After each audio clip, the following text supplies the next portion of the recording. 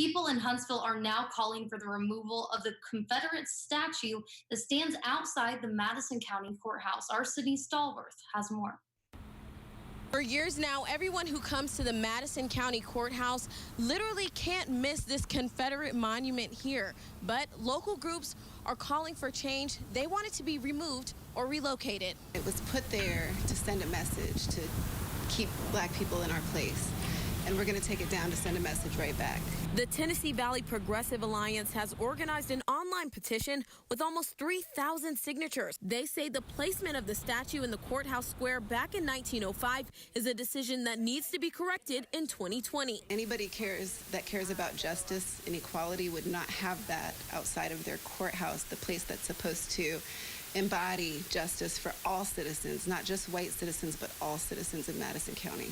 It's meant as a clear message of exclusion, and move it someplace else. Local leaders are joining in. Madison County Commissioner Just Henry Malone of District 6 will introduce a resolution during the next Madison County Commission meeting tomorrow morning, calling for the statue's removal. Huntsville City Council President Devin Keith of District 1 announced he will introduce a similar resolution at the next City Council meeting on Thursday. But not everyone agrees on the removal. One man says he thinks it should remain, but other monuments commemorating Black history should be added across the city.